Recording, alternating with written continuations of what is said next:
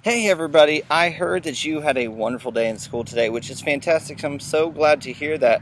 I even heard some people wrote that I love you, Miss Brown, on the whiteboard. I'm not going to say who, but that just warms my heart. I'm also a little jealous that I can't be there. But I'm so glad to get a good report. This is a total bonus video that if parents are watching, I am so sorry for what's about to happen to you. And kids, if you're watching, this is the best party that we're ever going to have. So I thought I'd do a bonus awesome history that if you wanted to watch it tonight and then hopefully earn bonus points if I can come back on Thursday, that would be a wonderful amount of points as you can get. So I wanted to invite you to a party, a Donner Party. And this story goes back all the way to the year 1846 and 1847. And back then, our country was not fully settled yet. And California, way out on the West Coast, was a new place for people to go live. And so many families from the East would come and they would travel all the way across the entire country. And you've seen pictures of our entire country, just how big it is. And one family in particular, and one group of families, I should say, led by George Donner and Jacob Reed, they decided that they would set out from Missouri and go all the way, the thousands of miles, all the way to California. But if you've ever had like a big group of people, sometimes they don't always, get along. And right from the beginning, Jacob Reed was just he rubbed people the wrong way. Everybody thought that he was better than everybody else. And so they had this other guy named George Donner, and George Donner was born in America, and they looked at him and thought, he's a pretty good guy. Why don't we elect him to be leader? Now, if you're the other guy, Reed, how do you think that makes you feel that other people think you're too good for them, and they don't want you to be their leader? Probably makes you pretty mad. But anyway, this group of people who already don't necessarily get along are setting off to go on thousands of miles with wagons. Not cars, not trains, not planes, but wagons filled with people, filled with food, filled with all the supplies that you would imagine you'd need traveling across the country. That included children and old people and adults. Now you might be thinking to yourself, that doesn't sound like a very fun party, Mr. Gaddy. I mean, a Donner Party? I guess it's kind of cool because it is a party, and you've got all the supplies there. I mean, imagine just having, wagons full of, Cheetos and candy and soda and having all of that and setting across the country. It'd be a great trip. Well, as they're traveling along the country, they come to a fork in the road, a choice.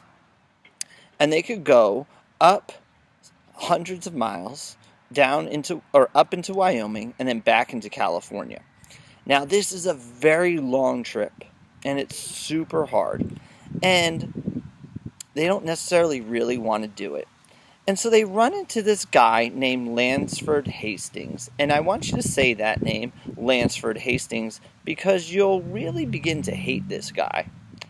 So Lansford Hastings, he is a businessman, an entrepreneur, and he says he's found a shortcut to get to California that everybody wants to follow. And it just so happens that he happens to have a store along the way. It's not like a store that we have today, but it's like a trading post where people who are traveling west could get supplies.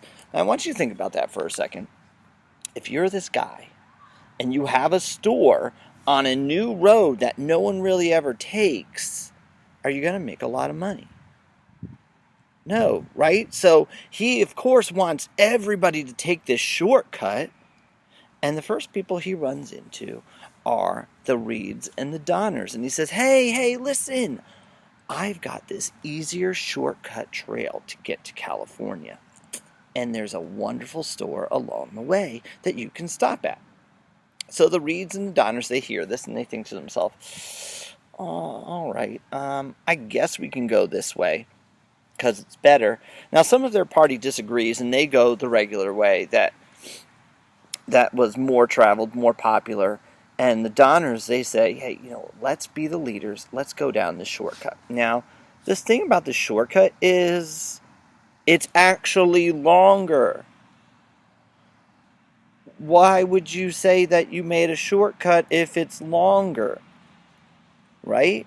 There's only one reason.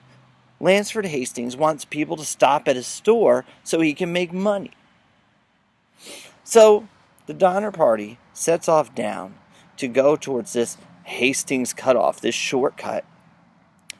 And before they even really get far into it, they start realizing that this shortcut is actually pretty hard. It's much harder than Lansford Hastings had made it out to be. Because you're in wagons, you've got horses, you've got oxen, you've got men, women, and children, and you have to climb over mountains. Now, I want you to look at your mom or dad if you haven't been listening to this, or your little brother or sister. Imagine them climbing a mountain. Now, imagine doing that, having to lead oxen and other little children. You might be thinking to yourself, what the? This Lansford Hastings, he's like the poop on the bottom of your shoe. What is he doing? He's making these people go a difficult way. Now, don't worry, it's not all bad news. So they get over through these mountains. And on the way, they run into some Native Americans. And when we learn about Native Americans, we'll talk about this more in detail, but Native Americans weren't too thrilled about settlers coming across their land, so they stole some of their horses, shot some other oxen, threatened some people, and then ran away. So now you're missing some supplies, you're stuck in the mountains, and you don't really know where to go, and you're traveling for days and weeks on end until finally you get out of the mountains, and your party cheers and is so thrilled, and as you come out of the mountains, you realize that you now have to cross a desert. If you're all thinking right now, man, Factor Lansford Hastings, what is he doing? He wants to make money and he's being selfish about it. So now the Donner Reed Party has this problem. They have to go across a desert now. So they cross this desert with very little food, very little water. There's no grass for their oxen. They run into more Native Americans who steal their stuff and then drive away their horses. So now they have even less transportation. And they're starting to look at one another. They're starting to look at their oxen and their horses. And because there's no food or very little food, they start to get thin and they're starting to get hungry. And they don't have enough food to feed everybody. So the leaders say, hey, listen, to make our lives easier, to make the horses and oxen's lives easier so they don't die, everybody needs to walk across the desert. And they finally get across the desert. And they get to another mountain range. And if you remember your landforms, mountain range is absolutely horrible because it's more than one mountain. So as they go, they cross into the mountains. And by this time, it's winter. And if you remember anything about landforms, if there's mountains and it's cold, chances are there's what at the top? There's snow. So they get halfway through the mountains, and it snows, a blizzard, and they get stuck. Only a couple of them are able to make it out and get to California, and so they go and ride for help, but because of the bad weather, people aren't able to come and rescue them, so they're stuck there. Men, women, and children trying to live in these wagons, these tents that they can make out of any supplies that they have. They're cutting down trees and making little log cabins out of them as best they can. But nothing grows in the winter.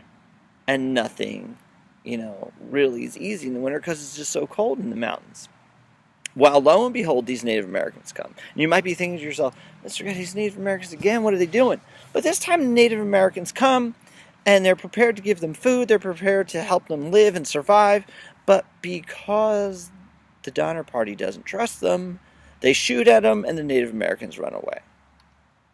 Now, you might be thinking to yourself, why the settlers do that? They had no idea they were going to get help. So the Native Americans come again. Same thing happens. They get shot at because the settlers just do not trust them. Well, lo and behold, they start to have to kill their horses and kill their oxen and eat them because they're just running out of food. They're trying to eat anything that they possibly can.